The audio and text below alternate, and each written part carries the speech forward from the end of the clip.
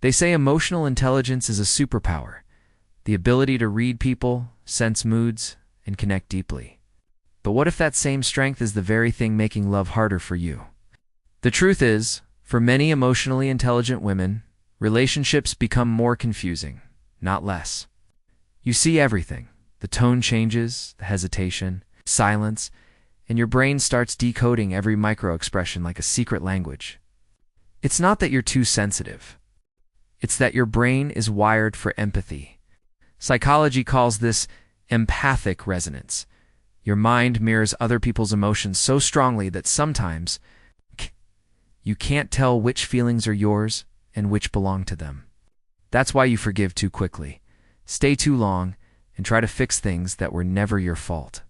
You understand pain so well that you start excusing it.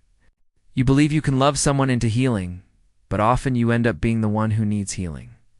The irony is that emotional intelligence, the skill that helps you lead teams, comfort friends, and understand the world, can quietly sabotage your love life when it's not balanced with boundaries. You're not needy. You're tuned in. You're not overreacting. You're emotionally literate in a world that prefers numbness. But that same awareness makes it hard to walk away, even when you know you should. You can spot red flags a mile away, but you also see the potential. The wounded child behind the behavior, the reason they act cold or distant. And so, you stay. You rationalize. You hope. You think, if I can just understand them enough, they'll change. But love isn't a psychology experiment. Understanding doesn't equal compatibility. And sometimes the person you're trying to understand is simply not capable of meeting you where you are. Studies show that emotionally intelligent people, especially women, often suppress their needs to keep relationships smooth. You become the emotional anchor, the calm one, the listener, the healer. And slowly, your needs start to disappear under the weight of someone else's chaos. You lose your emotional energy not because you care too much, but because you never learned how to care selectively. Empathy without boundaries becomes emotional self-destruction. Think about it. You've probably been called too emotional or too sensitive. But those labels often come from people who benefit from your silence. True emotional intelligence isn't about absorbing everything. It's about discerning what deserves your energy. The most self-aware women aren't the ones who understand everyone. They're the ones who know when to step back. That's emotional maturity. That's power. But it's not easy. Society teaches women that empathy is a duty, that good women fix, forgive, and endure.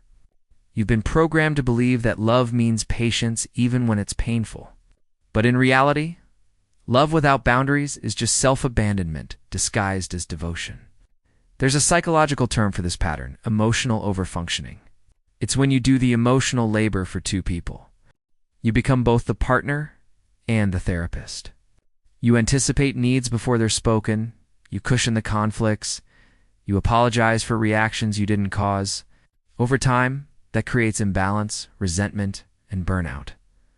You start questioning your worth, wondering why you attract the same kind of emotionally unavailable partners. But here's the truth. You don't attract them, you tolerate them. Your empathy makes you see potential instead of patterns.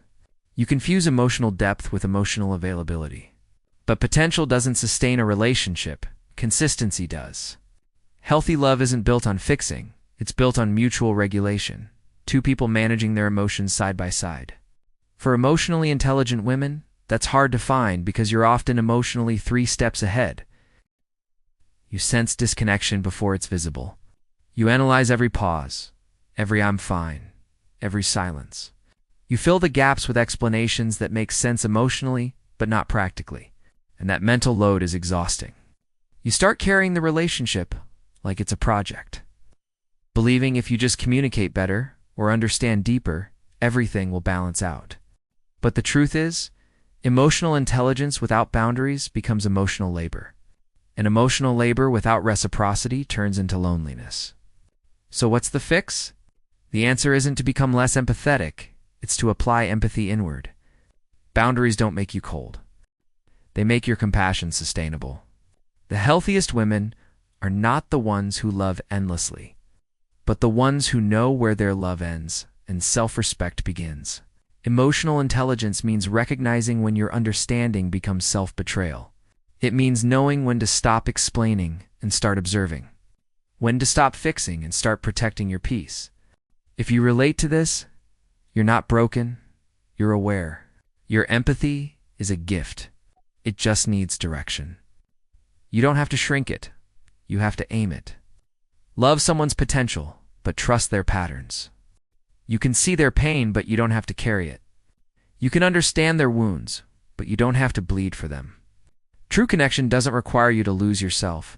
It allows you to become more of yourself. And when you find someone who meets you with the same depth, the same energy, and the same emotional fluency, love stops being a lesson and starts being a partnership. Until then, your task isn't to decode others, it's to understand yourself. Because when you understand your own boundaries, your empathy becomes your armor, not your weakness. The next time someone says you're too emotional, smile. It means you're alive, aware, and brave enough to feel in a world that numbs itself. But promise yourself this: never again confuse emotional intelligence with emotional sacrifice. The first is a strength. The second is survival. And you deserve more than survival.